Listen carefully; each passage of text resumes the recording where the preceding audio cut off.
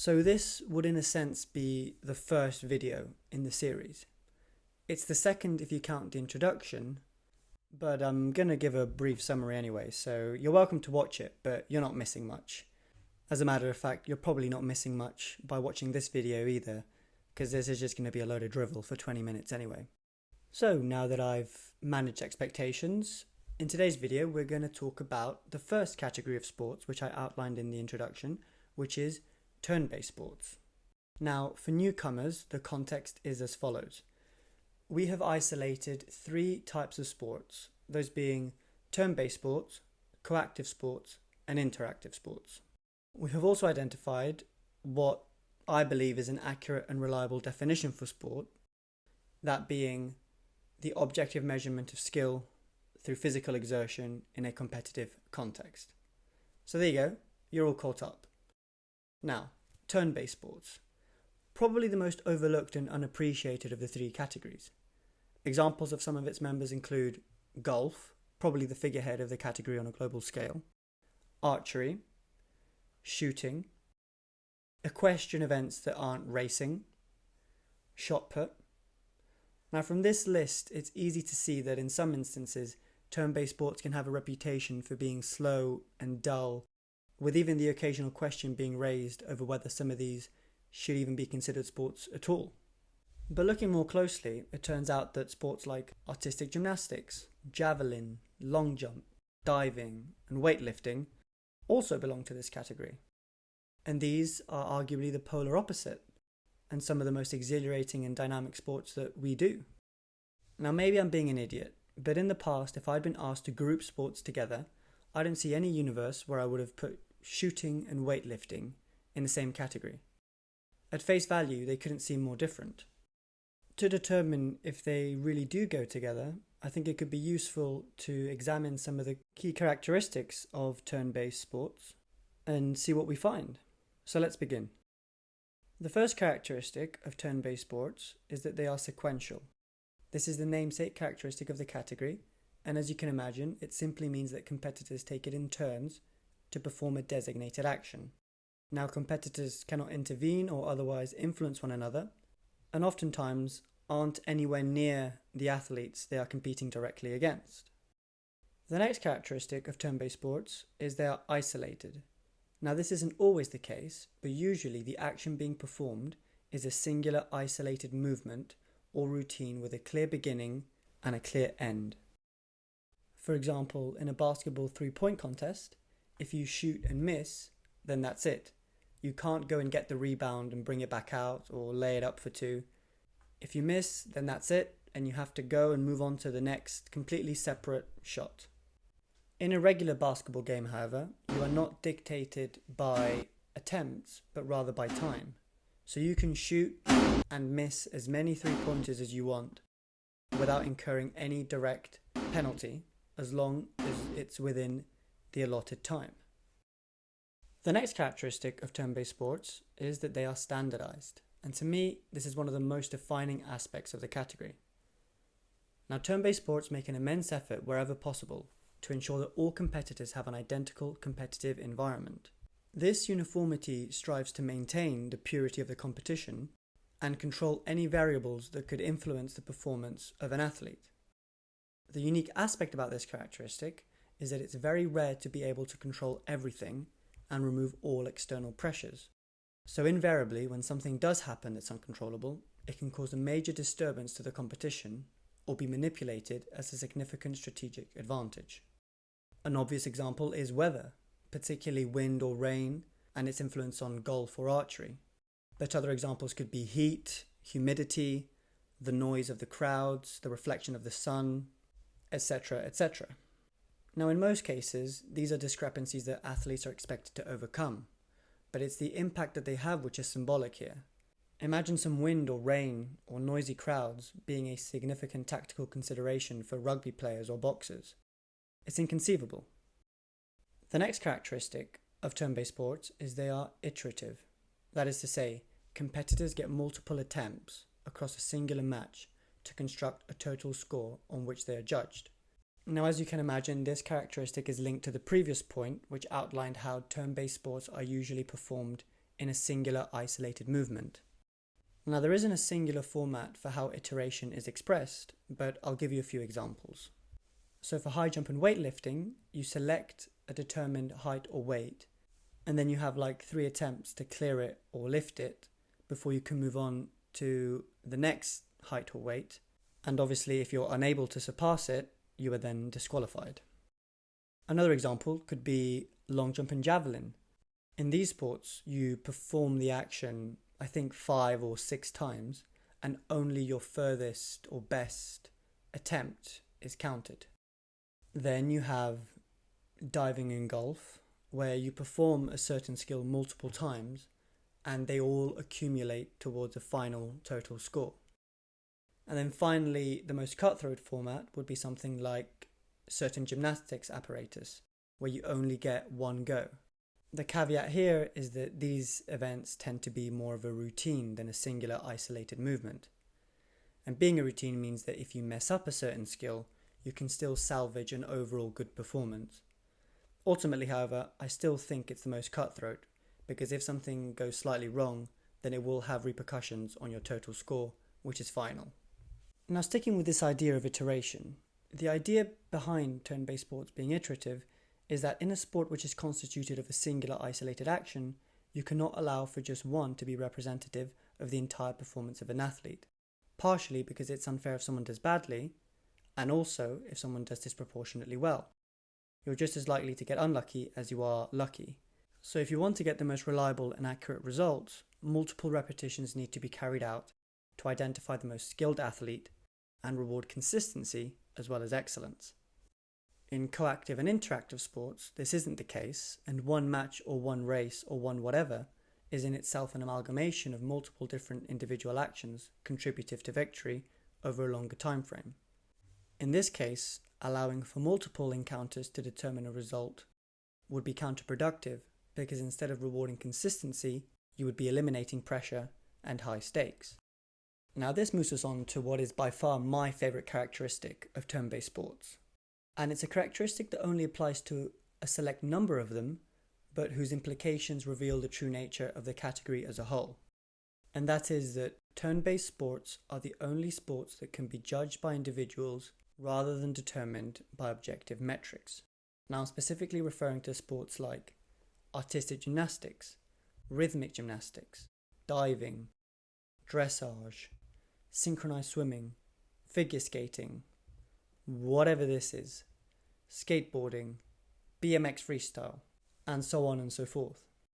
Now, like I said, these are just a handful of sports in the category, but before I explain in more detail, let me just address one of the most likely objections, which would be combat sports like boxing or MMA, which very often have to rely on judges to determine a winner. But in this case, the judges serve completely different functions. For combat sports, the judges serve as a tiebreak system where implementing an organic one would be irresponsible. And think about it. In football, for example, if 2 teams end 0-0 after extra time, you go to penalties. It would be just as simple to have a panel of judges instead who determine the winner based on the number of chances created, shots on target, possession, etc., etc. There may even be a compelling argument to say that this would be even more desirable, as everyone knows that a penalty is basically a lottery. Similarly, in boxing or MMA, once the last round is up and you need a tie break, you could just resume the fight, but without gloves on this time. Or better yet, you can just give them knuckle dusters. I promise you would get a winner within 1 round. Now obviously this is completely mental, and it's not the kind of judging I'm referring to. In the other sports I listed, you physically can't determine a winner by objective metrics. You could have scrupulously clear guidelines and exact point systems to the millimetre of everything, which by the way most of these sports do have, and you could even make the argument that you can make a 99% objective decision, which would be like if I went against Simone Biles on the balance beam. But ultimately, unless I fall or fail a drug test or whatever, you are still interpreting a routine and providing a score based on your subjective experience and the extent to which this reflects on the scoring guidelines. So okay, fine, you're kind of pulling at straws here, but I get what you're saying. But how does this reflect on all the other sports, and how is it that gymnastics and skateboarding are allowed to be sports if they aren't completely objective? Well, because the only way to create a reliable and functional judging system is to create the most sterile and controlled and pristine competitive environment possible. Look at boxing. Its judging system is so catastrophically corruptible that it is permanently at the centre of controversy, and if you needed any more proof of its dysfunction, it's only gone and gotten itself kicked out of the LA 2028 Olympics. Meanwhile, gymnastics and diving are some of the most well-respected and perpetual sports featured at every Olympics with seldom any controversy. And so if we accept that all turn-based sports share the similar characteristics that we outlined above, and that it's those same characteristics which are instrumental in creating an environment so sterile that it can pretty much produce consistent objective conclusions out of subjective interpretations, then that means that all other sports must organically boast a similar competitive purity, whether they need a judging system or not. Now I'm saying all this, and I wanted to highlight the pursuit of competitive purity in turn-based sports because I don't think that the label turn-based sports is accurate or reflective of the nature of the sports that it constitutes. Rather, I think a far more fitting label would be to call them precision sports. Now, in the same way that I never imagined that triple jump and golf could belong to the same category, I find it similarly difficult to label them both precision sports. But undoubtedly there seems to be compelling evidence for this to be the case. Now if I say precision sports, I would probably instinctually think of projectile sports, like archery, shooting, darts, etc. But if we define precision as the ability of a measurement to be consistently reproduced, and then sort of tweak it for the sporting context, the ability for a skill to be consistently reproduced, then we realize that these are the exact conditions that turn-based sports, or precision sports rather, are optimizing for. Now I hope that if I've not convinced you, I've at least successfully explained the nature of precision sports and why I think they should be called that. If I haven't, you're not going to like the rest of the video, because to finish off, let's go back to our definition for sport. Sport is the objective measurement of skill through physical exertion in a competitive context. Now if you remember in the introductory video, we identified the three key components of this definition as skill, physical exertion, and competitive context. And this is quite controversial, but you're going to have to bear with me. Because precision sports are defined by their skill. They are skill-dominant sports.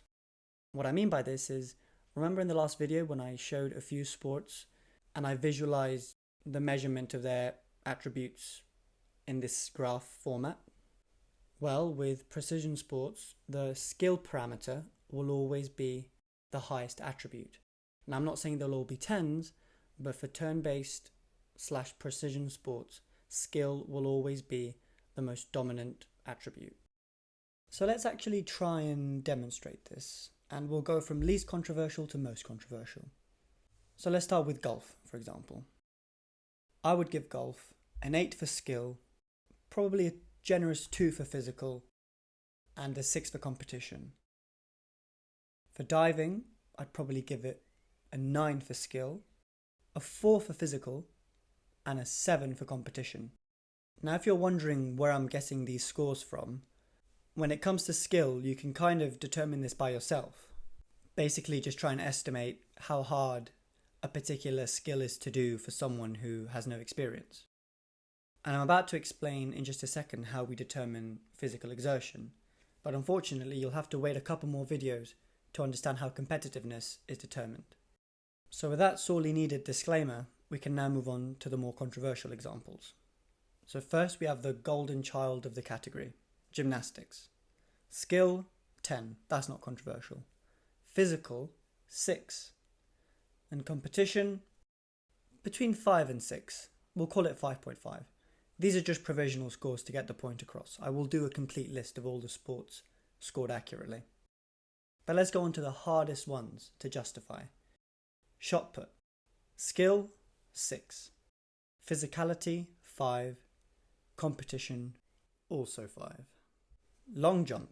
Skill, 7. Physicality, 6. Competition, 6. Now, like I mentioned, these are provisional scores. I'm not staking my life on them, but they are accurate for the intents and purposes of this video. Now about now you must be asking yourself, how on earth can I give gymnastics a 6? And how can shot put be more technical than physical, when the whole point of the sport is to just literally throw something? There's nothing more purely physical. And okay, that makes a lot of sense. And to be honest, I was a little bit worried too, because that's where my thoughts went at first, and I really struggled with it for about 5 minutes. Now I'm about to give you the formula so you can see exactly how to estimate physical exertion. But I'm not going to need to give it to you, because first I'm going to put you through a simple, patronizing mental exercise which will explain everything a lot more clearly, okay? So, imagine this is you. You have just landed on Earth and you know nothing about any sport whatsoever. So obviously you sit down and watch the telly because you want to work out how physically exertive the sport of shot put is. So you turn on the TV and you start watching. You decide to focus on one athlete so you aren't distracted in any way. He is sitting down, just chilling, for like 10 minutes.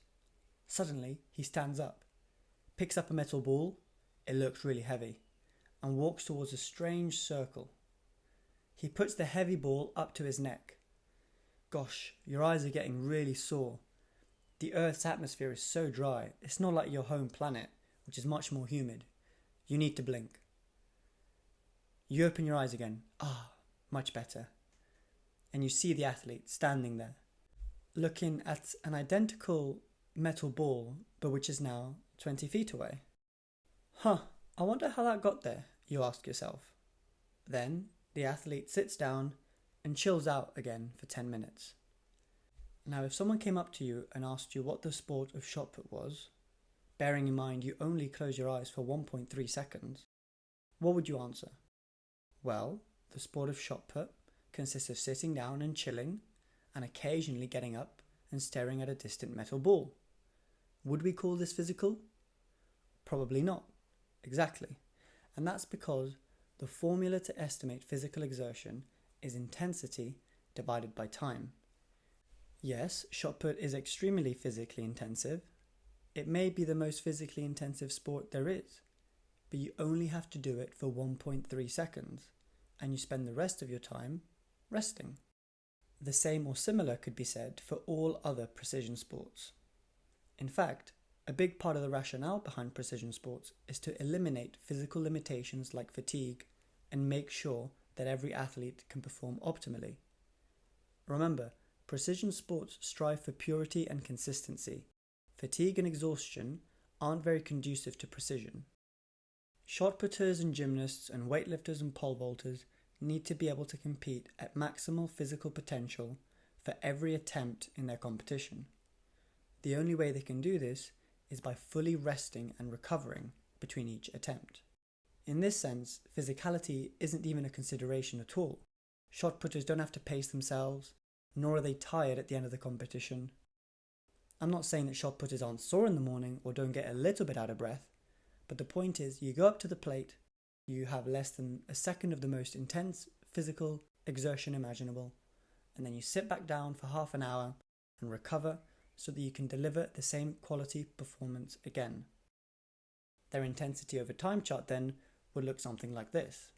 In contrast, runners and swimmers display a very high intensity of effort, which may not be as high as shot put, but they have to maintain this over a period of multiple seconds, minutes, or even hours. I think a simpler way to conceptualize this is to ask yourself, to what extent does each sport push the boundaries of anaerobic or aerobic thresholds? Is javelin aerobic or anaerobic? Well, anaerobic I guess, but not really. And what about golf? Well, I guess golf would be aerobic. But again, you're not really challenging your aerobic capacity. This concept reaffirms that precision sports are defined by their skill and distinguished by their physicality. Yes, some sports are going to be more technically difficult than others, so their skill score will vary, but the true diversity and variety of these sports is demonstrated in the different ways that these skills are physically expressed. In mathematical terms, you could say that precision sports have the lowest range for skill and the highest range for physical exertion. Or at least that's what I suspect. I haven't actually verified this against the other types of sports, which I probably should have. But speaking of which, the next type of sport is coactive sports, which I'm anticipating is going to be the equal opposite of precision sports. But I guess we'll both have to wait to find out. So see you there.